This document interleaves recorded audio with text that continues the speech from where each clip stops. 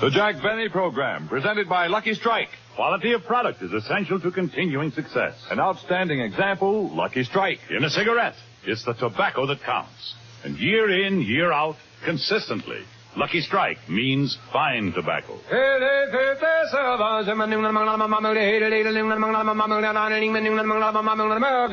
Lucky Strike presents The Man Who Knows. Mr. John Cummins of Cynthiana, Kentucky, has sold basket by basket over 79 million pounds of tobacco at auction. He recently had this to say. I've sold tobacco at auctions for over 19 years. In all that time, I've seen the makers of Lucky Strike buy fine tobacco. Tobacco that's got quality, real quality. I've smoked Lucky's myself for 22 years. Year after year, independent tobacco experts like Mr. Cummins can see the makers of Lucky Strike consistently select and buy that fine, that light, that naturally mild tobacco. Remember, LSMFT. LSMFT. Lucky Strike means fine tobacco, and fine tobacco means real deep-down smoking enjoyment for you. So smoke that smoke of fine tobacco, Lucky Strike. So round, so firm, so fully packed, so free and easy on the draw.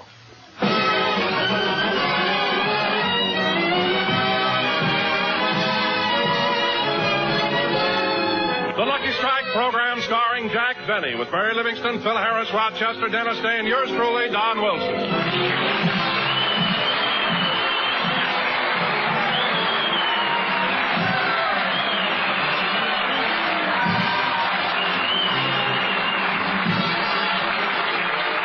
Ladies and gentlemen, last Sunday, Jack Benny went out to Hillcrest Country Club to play golf, and on the 7th hole, he hit a terrific slice into the woods and lost his golf ball. But that was last week. So now, let's pick up Jack in Rochester and see what they're doing. Now, let's see. The ball came to the left of this bush, which means it probably hit that rock on the right and bounced off at a 30-degree angle, which would put it No, we looked there Monday. Oh, boss! Boss! Yes? Get in up in this tree. Can I come down now?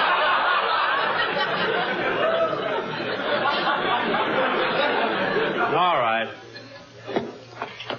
Look, boss, we've been out here all week. Why don't we give up and go home? No, Roger, we're going to find that ball.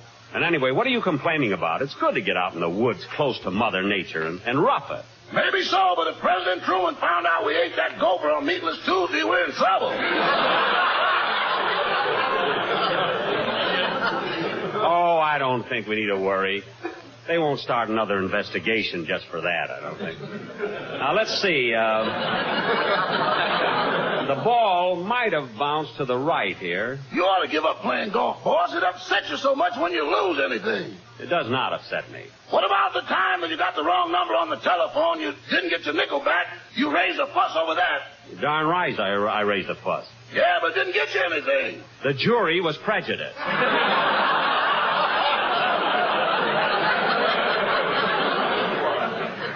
Now, let's see. If I were a golf ball, where would I go? The ground is softer here. Maybe if I... What's that? What's that? Oh, it's only a dog. Here, doggy, doggy. Hey, boss. I think we must have wandered far away from the golf course. Why? This dog has got a keg of brandy around his neck. Oh, that. Well, the club had to fix up a dog like this when Phil Harris joined. Run along, doggy. We're busy. Run along.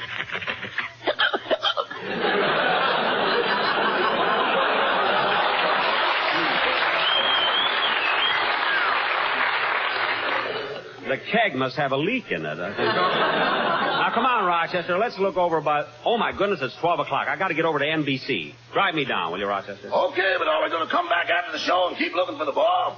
Well, no, I don't think so. Then I better take down the tent. Yes.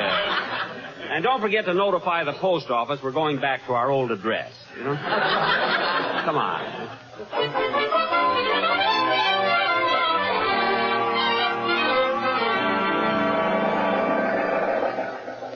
Rochester, drive straight up Sunset to Vine Street. Yes, sir. It's sure good to see people again. Yeah. Shine on, harvest moon, up in the sky. I ain't made no money during August, September, June, and July. I wonder if I should get a summer show. La, la, la, Uh-oh. Uh-oh. Looks like we're running out of gas. Well, pull into that station on the corner there.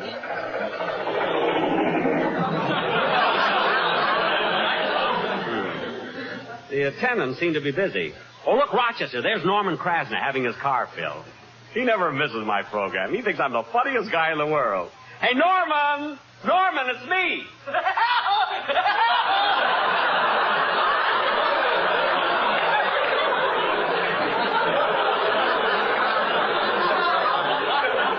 He's wonderful. Honk the horn, Rochester, so we can get some service. Shall I fill her up, sir? 2 gallons, please. Oh. Hello, Mr. Benny.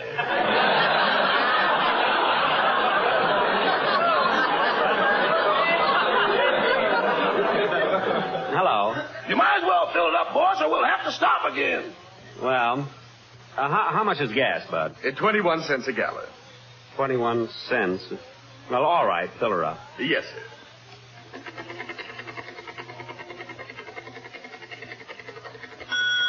$21.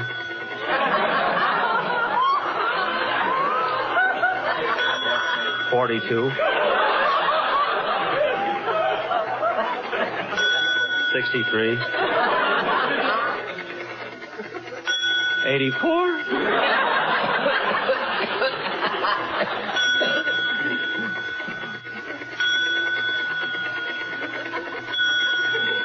Well, that fills it up, Mr. Benny. Shall I... Mr. Benny?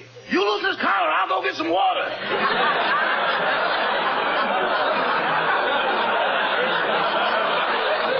I'm all right now.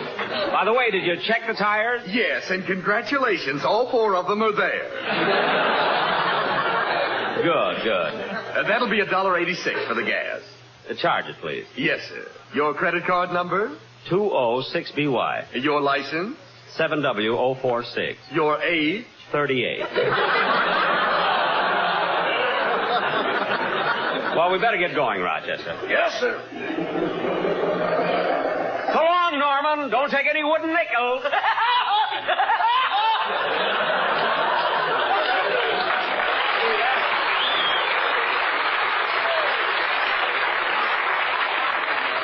That Norman has a great sense of humor.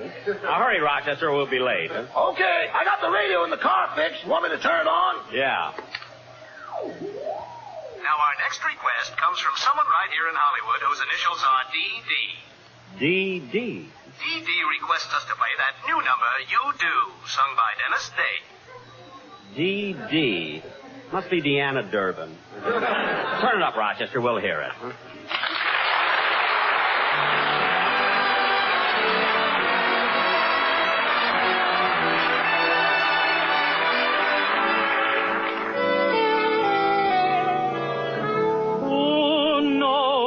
How much I love you, you do.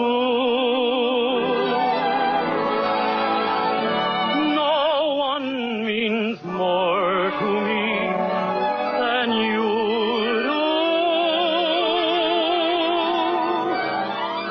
You take December and smile it into May. And then December comes back again when you're away. Who has a charm that very few do? Who makes life necessary?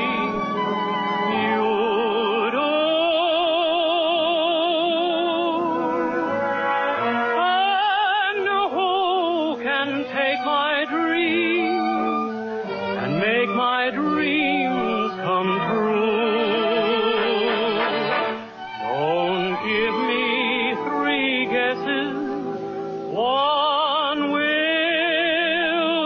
do.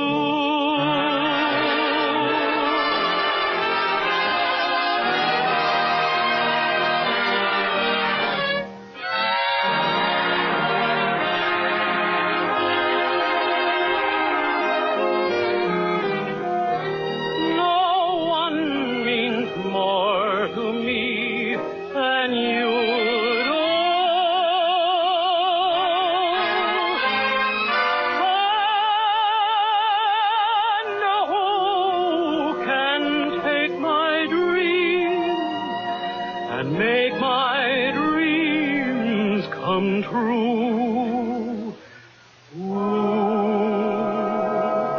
Don't give me 3 guesses. One will do.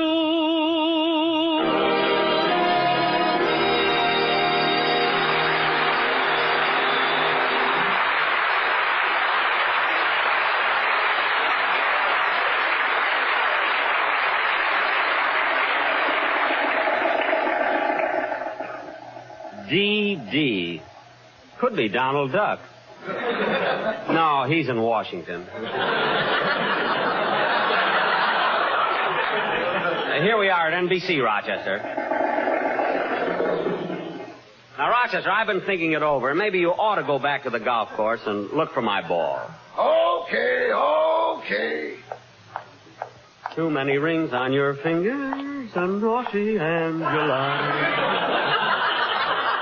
You laugh at romance. Hello, Mr. Benny. Well, Mr. Kitso.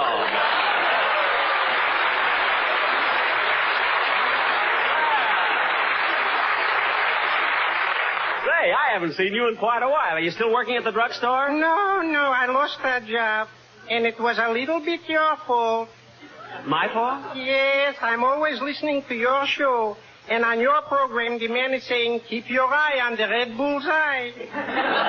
Uh-huh. So one day, while I'm keeping my eye on the red bull's eye, Yes? somebody stole the cash register. Oh,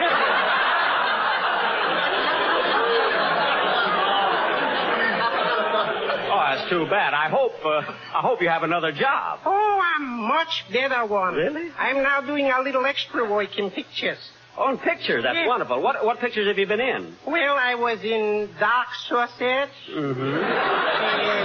Mendel of the Movies, and Forever Epstein. Good. Yeah, but most of all, I like to work in westerns. Oh, westerns. They went that way. And smile when you say that, partner. Hey, you know, Kitchen, you're pretty good. You should see me on a horse. Hoo, hoo, hoo, hoo. Really? When I'm on a horse, I'm looking like Hopalong. Cassidy? Who, me?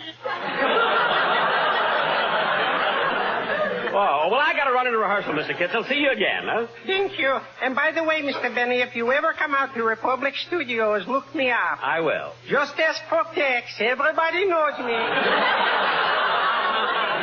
Okay, goodbye, Tex. Goodbye. Give me land, lots of land, if the stars skies above.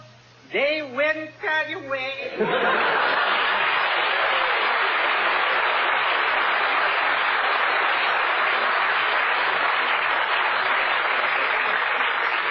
Well, I better get into rehearsal.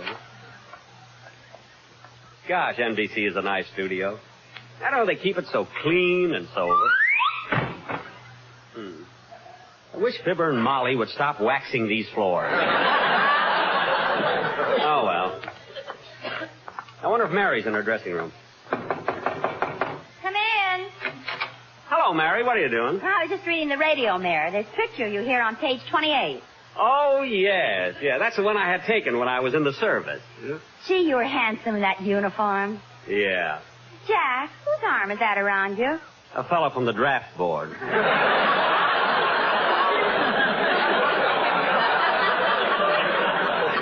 He didn't turn me loose till we got to Europe. Say, what are all those letters over there? Fan mail for our show. Fan mail? That's the biggest batch yet.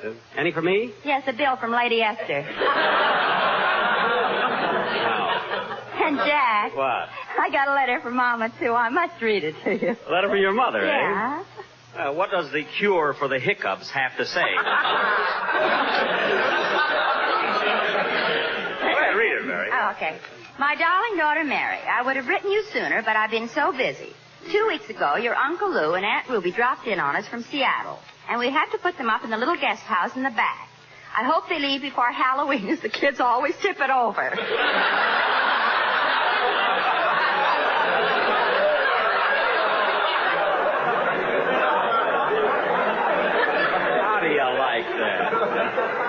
And Mary, it makes me very happy to tell you that your sister Babe is getting married next Sunday. Babe's getting married Sunday? This week will be a busy one for her. Tomorrow, she's quitting her job. Tuesday and Wednesday, she'll buy her going-away outfit.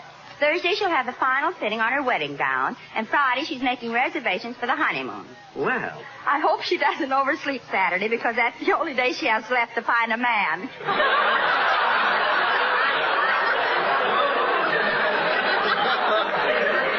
Mary. Quiet. Do you mean to say that Babela has... Oh, that Babe has...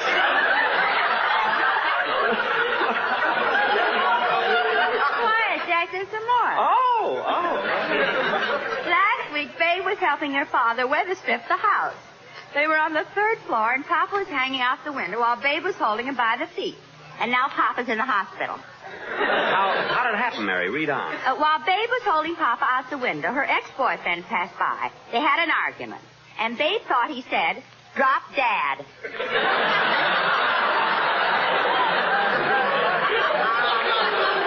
Oh, that's a shame.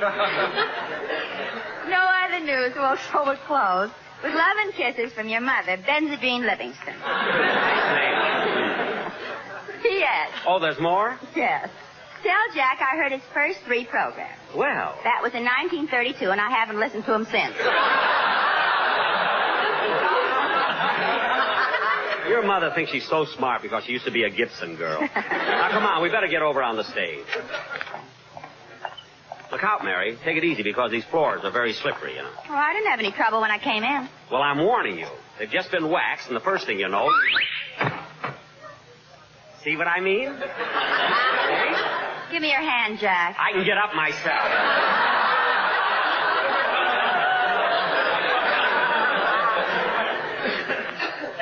Oh, Phil's here. Let's go in. We won't rehearse anymore, gentlemen. That last rendition was exactly as I wanted it. And before you leave, I'd like to compliment each and every one of you upon your dignified conduct here this afternoon. Now, you may go now, and I would appreciate it if you would leave quietly.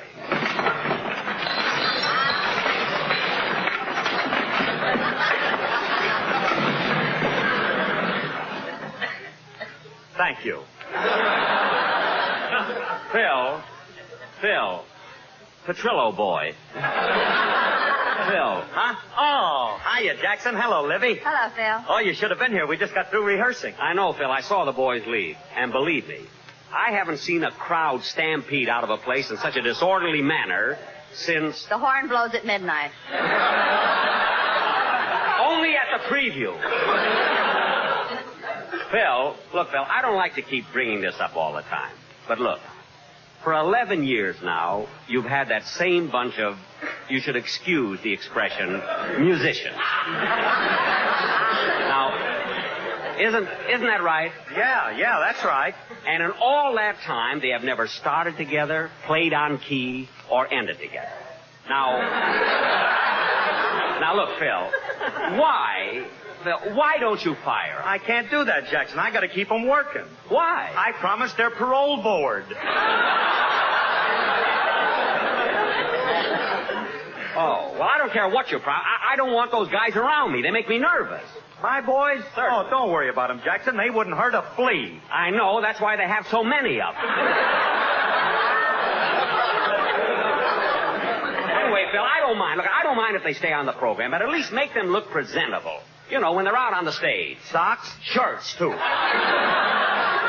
mean, that's all I ask. Well, I agree with you, Jackson, but it takes time. Look how long it took me to get them to wear neckties. Well, Frankie still doesn't wear one. Well, that ain't my fault. I tried everything. I even gave him a spinal. A spinal? To put a tie on him? What's Frankie got against neckties? He don't want nothing around his neck since he had that unfortunate experience under a sturdy oak. What? I told him 1,000,000 times, when you change the brand on cattle, cover up the old one. But, Phil, if they hanged him, how did he get away? Sharp Adam's apple. Phil, please, look, I'm serious about your band. Now, look, thanks, Jack. I have a suggestion that might fit in. Oh, hello, Don. What are you going to say? Well, I was just going to suggest that if you don't want the studio audience to see how bad Phil's orchestra really looks, I'll be very happy to sit in front of them. Well, thank you. No, you've got a good head on your stomach. Really, I appreciate it. But, Jack, in one way, I think you're very lucky. Lucky? What do you mean, Don? Well, since you're stuck with Phil's band, you can take consolation in the fact that you do have a great quartet. Yes, Don. At least they... What? You mean the sportsmen? Yeah. And, Jack, since next Friday is Halloween, I thought it would be appropriate if the boys did something in the Halloween spirit, and you can join in. Me? Yeah, sure. Oh, that'll be a lot of fun. What's the name of the number, Don? Well, it's called the Ghost Dance. The Ghost Dance. Say, that is good for Halloween. Come on, let's run through it. Okay, take it, boys.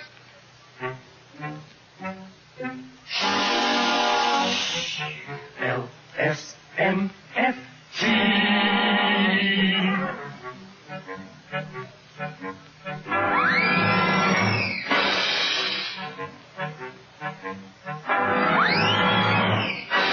We are the goblins who know where the warm breezes blow, when tobacco leaves grow. LSMFT, that's the smoke for me. So take a tip from the ghost.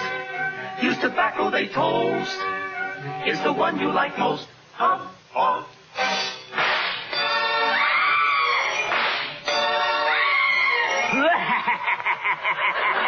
Then the is the smoke. What? Before you get frightened, you'd better start lighting the lucky, and then you can go. We are the goblins who know how to louse up your show. Come on, kids, let us go right out on the street to play trick or treat. Now, if you'll hand us our broom, we'll be leaving here soon and go haunting for F.E. Boom.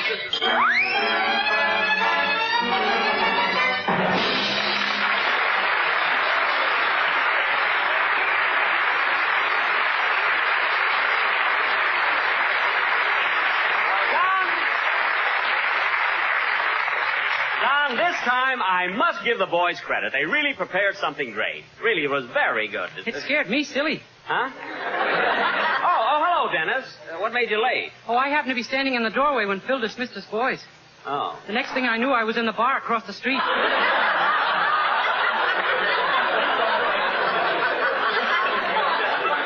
Well, Phil's boys are a little rough. Yeah, they tied me up, threw me on the ground, and stuck a hot iron on me. Dennis, stop being silly. If they tied you up, how'd you get away? Sharp shoulder blades. Dennis, what's the matter with you coming in here with jokes like that? You sound like Jerry Colonna. How can you do things like that? I don't ask questions. I just have fun. Now cut that out!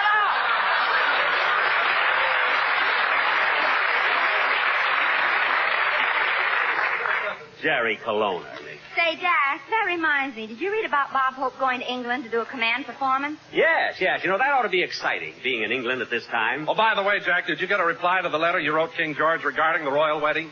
Yes, but he said they wanted a whole orchestra, not just a violin. Can't understand. I was willing to go just for expenses. You know, Mary, I was thinking, it must take a lot of planning to get married in England with the shortages and everything. I mean, even for a princess. Why didn't she get married on the bride and groom program and get a mixmaster?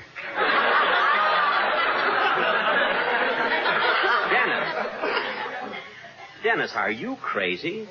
Are you out of your mind? Princess Elizabeth is of royal blood.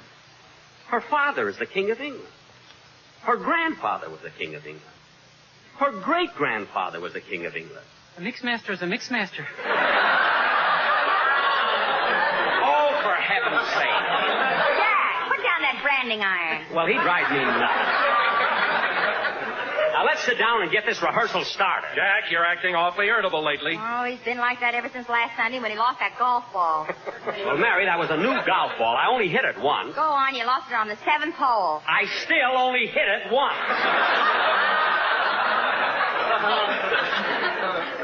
I'm going to call up the country club right now and see if Rochester found it. Hand me that phone, Mary. Here you are. Thanks. Oh, Maple, what is it, Geitfield? Mr. Benny's line is flashing. Yeah, I wonder what Temptation wants now. I'll plug in and see. Hello? Yes, Mr. Benny, I'll do it. He wants me to get the Hillcrest Country Club. You know, he lost a golf ball there last Sunday. And what a thing he made over it. I know. He came in today wearing a black band on his sleeve. Yeah, and speaking of golf, you should have seen what happened to me when I used to go out with Mr. Benny. I'm listening.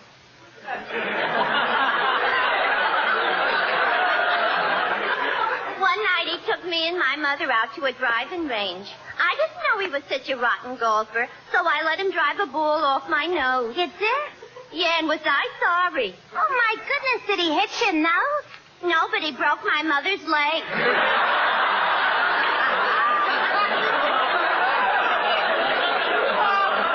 I wondered why I missed her at the Palladium.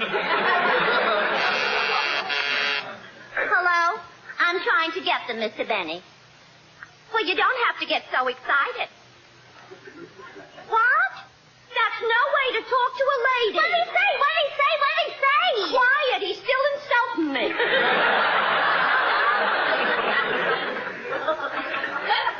Are you through, Mr. Benny? Are you through?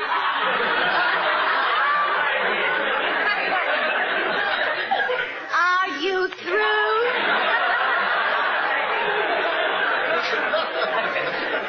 Gee, Mabel, he must have one of his riders with him.